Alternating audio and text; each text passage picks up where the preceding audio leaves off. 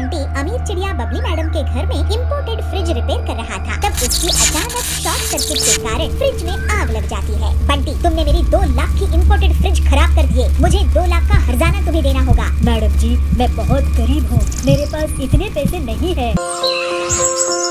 बादल नगर के जंगल में पीलू अपने पति बंटी कबूतर के साथ रहा करती थी। बंटी मैकेनिक था और पीलू खिचड़ी का ठेला चलाती थी। वो बहुत गरीब थी और बर्तन में ही खिचड़ी पकाती थी, जिससे उसे खिचड़ी बनाने में बहुत समय लगता था। वो खिचड़ी को टमाटर की चटनी के साथ बेचा करती थी। उसकी खिचड़ी बहुत ही स्वादिष्ट होती थी। गरीब हो या अमीर, सभी उसके यहाँ से खिचड़ी खाते थे। लेकिन जब वो देखते थे कि पीलू ज्यादा टाइम लगा रही है, तो वो लोग वहाँ से चले भी जाते थे। इस वजह से पीलू की आमदनी बहुत कम होती थी। उसी की दुकान के सामने कालू कौवा भी खिचड़ी बेचा करता था। उसकी खिचड़ी बहुत ही बेस्वाद होती थी, लेकिन उसके पास महंगा कुकर होने के कारण वो ज्यादा खिचड़ी बना लेता था, तो ग्राहक मजबूरी में उसकी खिचड़ी खा लेते थे। एक दिन बंटी अमीर चिड़िया बबली मैडम के घर में इम्पोर्टेड फ्रिज रिपेयर कर रहा था, तब उसकी अचानक शॉर्ट सर्किट के कारण फ्रिज में आग लग जाती है।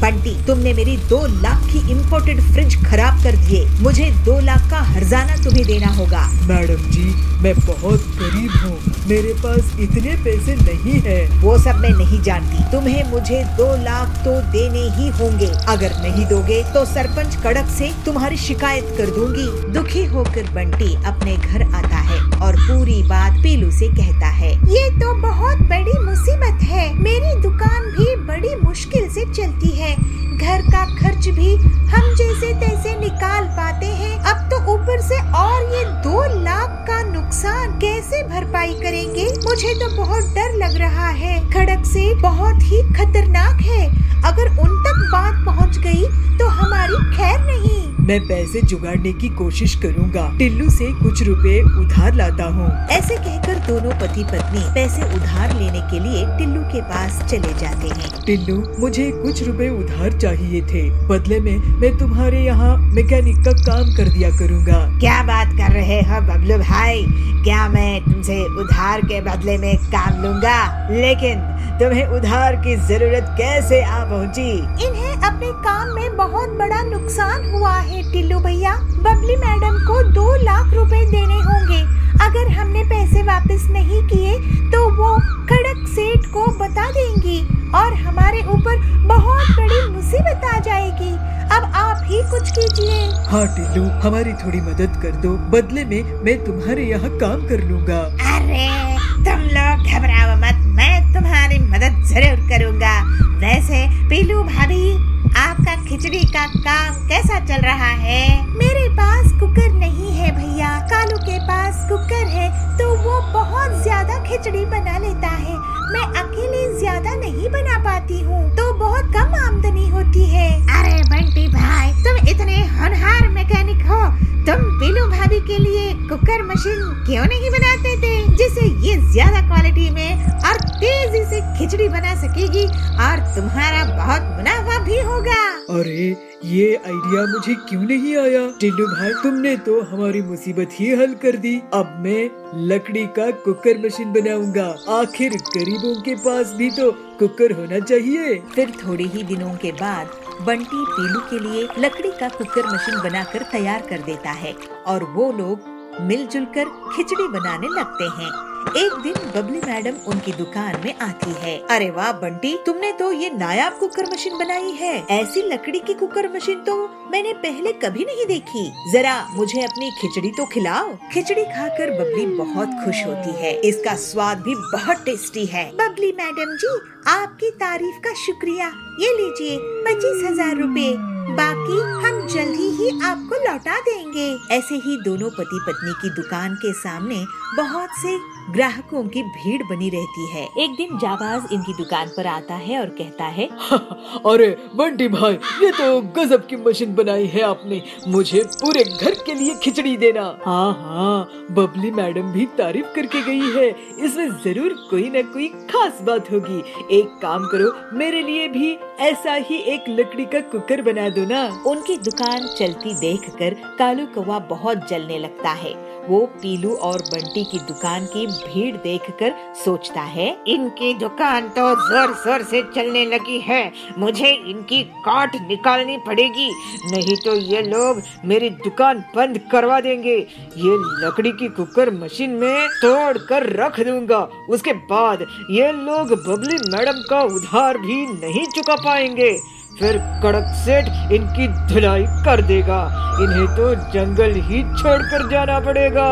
उसी रात कालू एक हथौड़ा लेकर पीलू और बंटी के घर जाता है और खिड़की से चुपचाप झांक कर देखता है। बंटी और पीलू सो रहे थे। कालू अंदर आता है और मशीन में अपना हथौड़ा चलाता है, लेकिन प्रेशर के कारण लकड़ी का कुकर ब्लास्ट हो जाता है और कालू जोर से चीख उठता है। उस पर गरम खिचड़ी गिर जाती है। नींद से उठकर पीलू चिल्लाती है, चोर चोर। दोनों पति पत्नी कालू को पीटने लगते हैं। मारो मारो, अरे ये तो कालू है। कालू तो हमारे घर में इस वक्त ये हथौड़ा इस मशीन को तोड़ने के लिए आया था क्या? अरे मुझे इस गरम खिचड़ी से तो बचाओ, मैं जल रहा हूँ। बंटी और पीलू उस पर एक बाल्टी पानी डालते हैं। हाय, मैं तो जल गया। मैं तुम्हारी कुकर मशीन तोड़ने वाला था, क्योंकि तुम्हारी तरक्की से मुझे बहुत नुकसान हो रहा था। तुम गरीबों को बढ़ता हुआ देखकर मैं खुश नहीं था।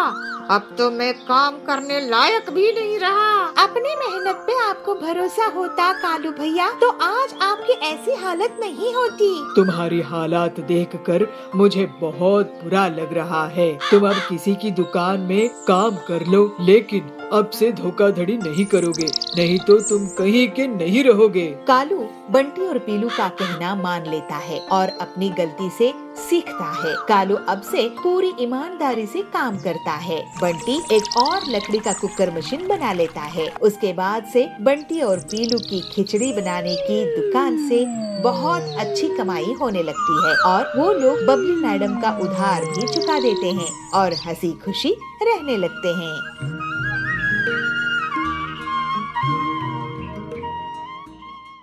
जी बबली बहन, आपकी ऐसी हेयर कट करूंगी कि सब आप ही को देखते रहेंगे। पीलू बबली का हेयर कट करने लगती है, लेकिन बबली अपने हेयर कट से बिल्कुल भी खुश नहीं होती है। अरे ये क्या कर दिया पीलू, मैं कितनी बदसूरत लग रही हूँ। ऐसे तो मेरा सब मजाक उड़ाएंगे, मैं तुम्हें इसकी पेमेंट नहीं करूँगी। बंसीपुर नाम के छोटे से नगर में एक गरीब चिड़िया पीलू हेयर ड्रेसिंग का काम करती थी। वो अपने ही घर पे दुकान चलाती थी, वही काम करती थी और वही रहती थी। पीलू अपनी कमाई बढ़ाने के लिए अपनी दुकान घर के सामने एक बोर्ड लगाई कि उसके यहाँ 24 घंटे सर्विस मिलती है। ऐसे ही एक दिन बबली पीलू के यहाँ हेयर ड्रेसिंग के लिए आई। पीलू, मुझे बढ़िया सा हेयर कट करके देना, मुझे किटी पार्टी में जाना है। जी बबली बहन, आपकी ऐसी हेयर कट करूंगी कि सब आप ही को देखते रहेंगे। पीलू बबली का हेयर कट करने लगती है, लेकिन बबली अपने हेयर कट से बिल्कुल भी खुश नहीं होती है। अरे ये क्या कर दिया पीलू, मैं कितनी बदसूरत लग रही हूँ। ऐसे तो मेरा सब मजाक उड़ाएंगे, मैं तुम्हें इसकी पेमेंट नहीं करूँगी। पीलू बहुत दुखी होती है और रोने लगती है।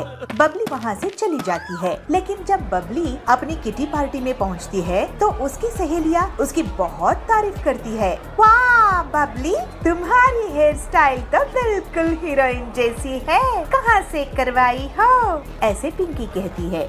हाँ, ऐसी हेयर स्टाइल तो हम मैगजीन में देखते हैं। क्या तुम लोग सच में मेरी हेयर स्टाइल से खुश हो? बबली को विश्वास नहीं हो रहा था कि उसकी हेयर स्टाइल सबको पसंद आ रही थी। बबली को उसके घर में उसके पति से भी बहुत तारीफ मिलती है, लेकिन फिर भी वो पीलू को पैसे नहीं देती। बबली जी, आपकी सहेलियाँ और आपके पति को आपकी हेयर स्टाइल बहुत पसंद आई है, तो आप मुझे पेमेंट क्यों नहीं देती है? मैं बहुत गरीब हूँ, मुझे पैसे दीजिए ना, मैं अपनी मेहनत का पैसा मांग रही हूँ। मैं तुम्हें और कस्टमर्स दिला दूंगी पीलू। ऐसे ही एक दिन हरी तोती पीलू के यहाँ पहुँचती है। पीलू, मुझे बबली आंटी ने तुम्हारे यहाँ भेजी है, मुझे देखने के लिए लड़के वाले आने वाले हैं। अगर लड़के को मेरी हेयर स्टाइल पसंद आ गई तो मैं तुम्हें पैसे दूंगी, नहीं तो मैं तुम्हें पैसे नहीं दूंगी। पीलू फिर दुखी मन से उसकी हेयर कट करती है और हरी तोती वहाँ से चली जाती है। पीलू मन में ही कहती है, ऐसे कैसे चलेगा, कोई मुझे पैसे ही नहीं दे रहा है। हरी तोती को देखने के लिए लड़के वाले आते हैं। आपकी हेयर स्टाइल बहुत अच्छी है, लगता है किसी प्रीमियम ब्यूटी पार्लर में गई थी। ऐसे लड़का कहता है। ये सुनकर हरी बहुत खुश होती है और वो बाद में पीलू के पास जाती है। पीलू जी, मेरी हेयर स्टाइल मेरे होने वाले पति को बहुत पसंद आई, इसलिए मैं इसकी पेमेंट करने आई थी।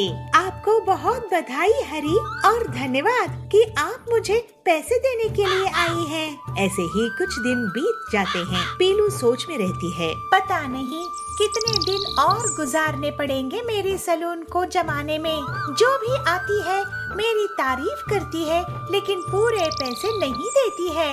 फिर एक रात एक हीरोइन उस जंगल से गुजर रही थी, तभी उसकी कार खराब हो जाती है। अरे ये कार कैसी खराब हो गई? मेरा तो यहाँ आते ही सिर दुखने लगता है। कोई होगा क्या जो मेरी हेड मसाज कर दे? मैडम, इतनी रात में कौन सा लेडीज सैलून खुला होगा? तभी वहाँ से पीलू उड़ रही होती है। वो हीरोइन को देखकर रुक जाती है। अरे हीरोइन जी, मैं आपकी बहुत बड़ी फैन हूँ।